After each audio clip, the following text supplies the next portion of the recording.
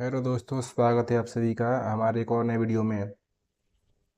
तो जी के practice set का ये प्रैक्टिस सेट नंबर 4 होने वाला है। इससे पहले वाली वीडियो में हमने प्रैक्टिस सेट 1 से लेकर 3 तक किया हुआ है। तो अगर आप उनको देखना चाहते हैं तो आप जाकर के हमारे जी के वाले प्लेलिस्ट में देख सकते हैं। तो इस वीडियो में हम लोग टोटल 50 क्वेश्चन करने वाले हैं जी के। तो चलिए बिना समय गंवाए वीडियो को स्टार्ट करते हैं। तो सबसे पहला क्वेश्चन है कि भारत में पर्यावरण संरक्षण अधिनियम कब पारित किया गया। तो भारत में पर्यावरण संरक्षण अधिनियम जो है वो 1986 में पारित किया गया था। नेक्स्ट क्वेश्चन है, निम्नलिखित में से कौन एक कृत्रिम परितंत्र है। कौन एक कृत्रिम परितंत्र है, तो ये बगीचा हमारा इसका आंसर हो जाएगा। नेक्स्ट क्वेश्चन कहता है कि निम्नलिखित में कौन सर्वाधिक ग्रीन हाउस इफेक्ट करती है। तो सर्वाधिक जो ग्रीन हाउस इफेक्ट करती है दोस्तों वो है जल वाष्प। जल वाष्प करती है। नेक्स्ट क्वेश्चन है, भारत के मुख्य भूमि का दक्षिणतम बिंदु है। तो भारत के मुख्य बिंदु का दक्षिणतम बिंदु हो जाएगा कन्याकुमारी, या उसको केप केमोरिन भी कहते हैं। चलिए क्वेश्चन नंबर 5 देख लेते हैं। क्वेश्चन नंबर 5 कहता है, भारत में किस प्रकार का वन सर्वाधिक भाग में पाया जाता है। तो भारत में पाया जाने वाला जो सर्वाधिक वन होता है वो उष्णकटिबंधीय पर्णपाती वन होता है। चलिए नेक्स्ट क्वेश्चन देख लेते हैं। निम्नलिखित कथनों में कौन सही है। निम्नलिखित कथनों में कौन सही है। हिमालय के पश्चिमी भाग की अपेक्षा पूर्वी भाग में अधिक विविधता पाई जाती है। ये तो सही है।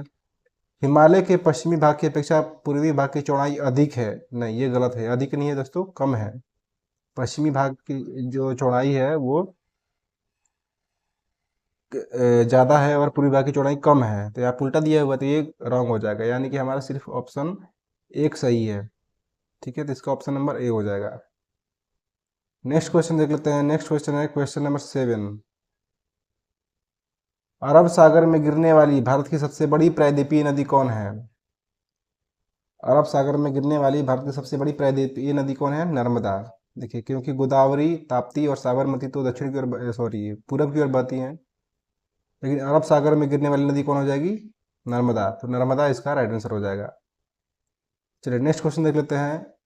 चाय की खेती के लिए निम्न में से कौन सी मिट्टी सबसे उपयुक्त है।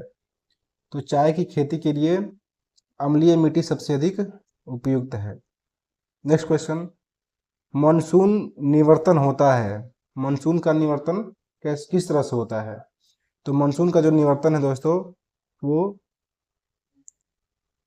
उत्तर पश्चिम भारत से बंगाल की खाड़ी में होता है। उत्तर पश्चिम भारत से बंगाल की खाड़ी में होता है। 9 का डी हो जाएगा आंसर।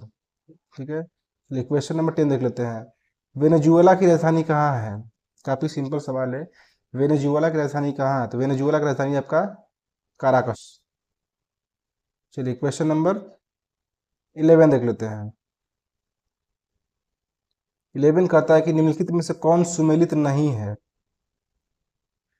भारत चक्रवात, भारत में चक्रवात होता है, ये सुमेलित है।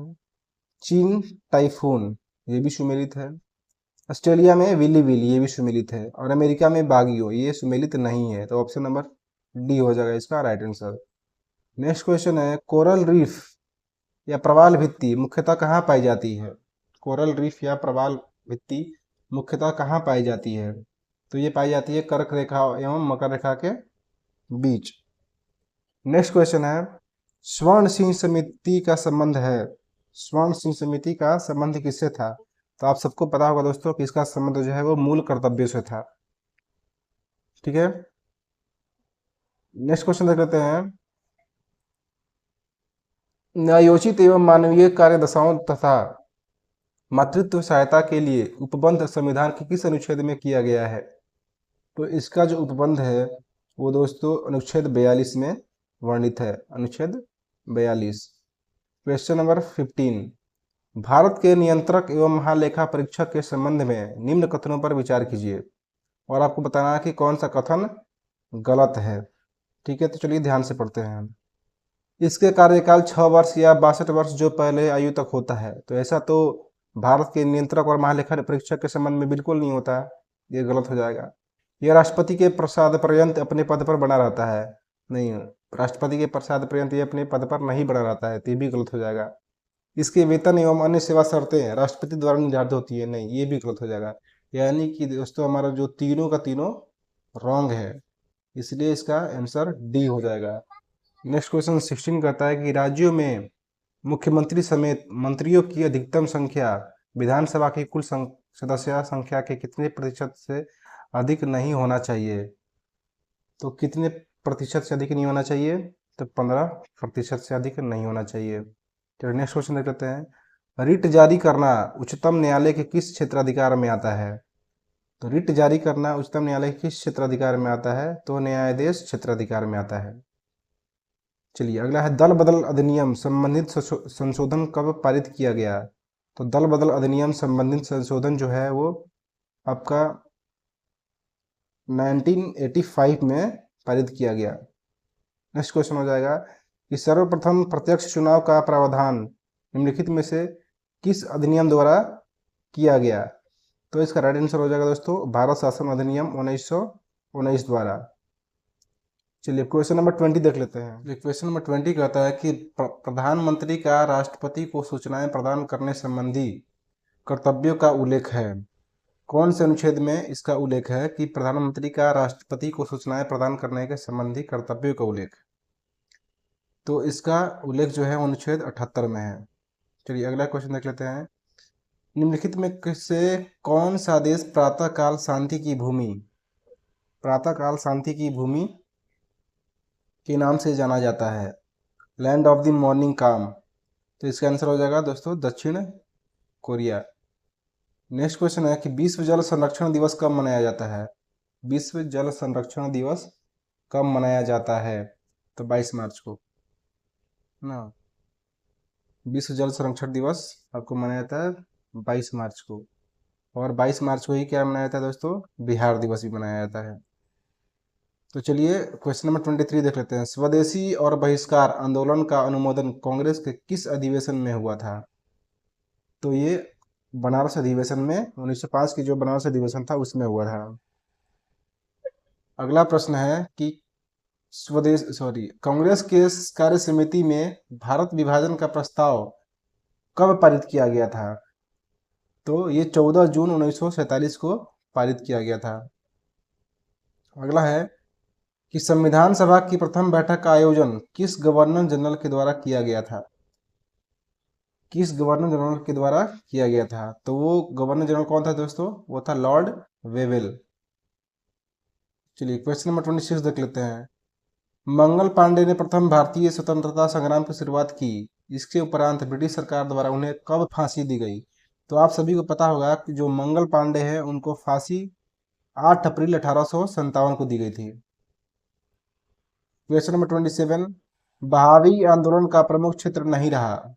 बहावी आंदोलन का प्रमुख क्षेत्र कौन सा नहीं था, तो दोस्तों इसमें असम हो जाएगा, असम। नेक्स्ट क्वेश्चन है कि पुस्तक एरिया ऑफ डार्कनेस के लेखक कौन है। तो एरिया ऑफ डार्कनेस के लेखक दोस्तों हो जाएंगे हमारे वीएस नायपॉल जी। वीएस नायपॉल जी। 29 में आपको सुमेलित करना है। 29 में सुमेलित क्या करना है कि सूरत की संधि कब हुआ था दोस्तों, ये हुआ था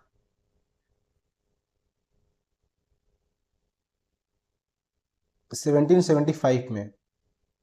पूना का संधि कब हुआ था, तो 1817। और पुरंदर की संधि कब हुआ था, 1665।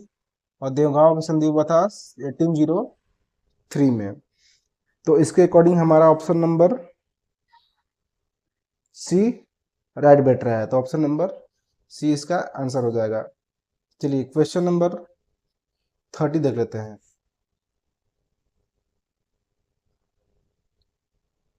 क्वेश्चन नंबर 30 में है कि निम्नलिखित में से किस ग्रंथ से गुप्त काल के बारे में जानकारी मिलती है। वो कौन सा ग्रंथ था जिससे हमें गुप्त वंश के बारे में जानकारी मिलती है, तो वो था मृच्छकटिकम। नेक्स्ट है कलिंग शासन खारवेल किस धर्म का अनुयायी था।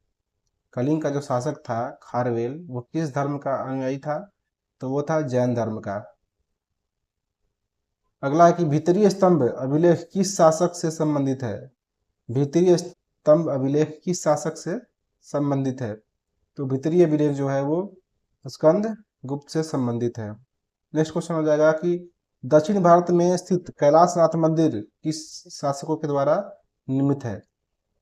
तो इसका राइट आंसर हो जाएगा दोस्तों पल्लव शासक के द्वारा।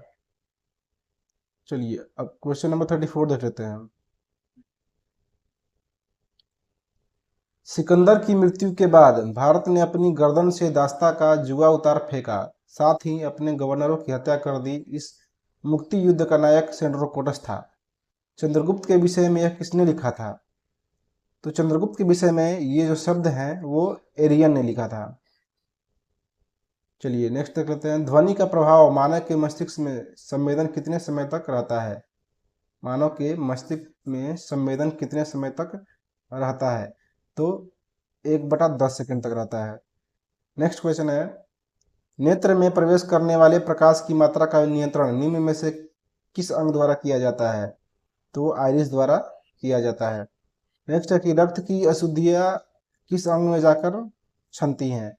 तो रक्त की अशुद्धियाँ दोस्तों वृक्क में जाकर के छनती हैं। नेक्स्ट क्वेश्चन है, रक्त का कितना प्रतिशत भाग प्लाज्मा होता है? तो रक्त का 55 से 60% जो भाग होता है वो प्लाज्मा होता है। चलिए क्वेश्चन नंबर 39 देख लेते हैं।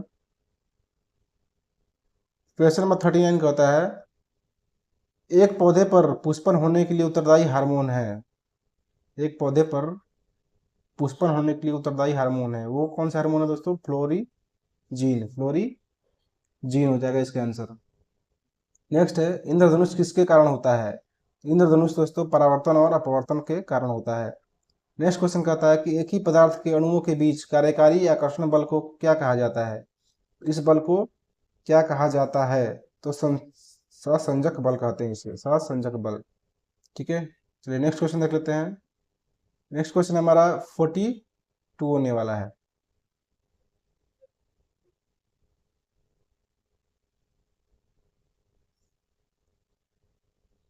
फोर्टी टू में क्या कह रहा है कि किसी अभिक्रिया में भाग लेने वाले पदार्थ क्या कहलाते हैं? किसी अभिक्रिया में भाग लेने वाले जो पदार्थ होते हैं वो अभिकारक कहलाते हैं। नेक्स्ट क्वेश्चन है, क्षारक को जल में घुलने पर क्या मुक्त होता है? तो क्षारक को जल में घुलने पर दोस्तों H- आयन्स मुक्त होते हैं। नेक्स्ट है, नींबू के रस का मान कितना होता है? नींबू के रस का मान 2.2 होता है। नेक्स्ट क्वेश्चन है कि बादल और वायुमंडल का तैरना किस कारण होता है? बादल और वायुमंडल का तैरना किस कारण होता है? तो वो श्यानता के कारण होता है। चलिए नेक्स्ट क्वेश्चन देख लेते हैं। छाया में पनपने वाले पौधे को क्या कहते हैं? तो वैसे पौधे जो छाया में पनपते हैं उसे हम सीओफाइट्स कहते हैं, सीओफाइट्स कहते हैं। नेक्स्ट क्वेश्चन देख लेते हैं। मेन रहीन अंतर्राष्ट्रीय सीमा रेखा किन दो देशों के बीच है? तो रूस और फिनलैंड के बीच है। नेक्स्ट क्वेश्चन है, जीव विविधता दिवस निम्नलिखित में से किस दिन मनाया जाता है? तो जैव विविधता दिवस किस दिन मनाया जाता है? 22 मई को मनाया जाता है। अगला क्वेश्चन है, राष्ट्रीय खाद्य सुरक्षा मिशन NFSM की शुरुआत किस वर्ष की गई थी? तो राष्ट्रीय खाद्य सुरक्षा मिशन की शुरुआत 2007 में की गई थी। तो नेक्स्ट क्वेश्चन देख लेते हैं, क्वेश्चन नंबर 50। भारत में मुद्रास्फीति के प्राकलन का सबसे प्रचलित माप है? तो मुद्रास्फीति के प्राकलन का सबसे प्रचलित माप कौन सा है? CPI। तो इस वीडियो में हम लोग टोटल 50 क्वेश्चन कर चुके हैं। अगले वीडियो में हम लोग नए सेट को देखेंगे और उसके भी पूरे प्रश्न करेंगे। तो भी इस वीडियो में बस इतना ही, मिलते हैं नेक्स्ट वीडियो में, तब तक के लिए जय हिंद दोस्तों।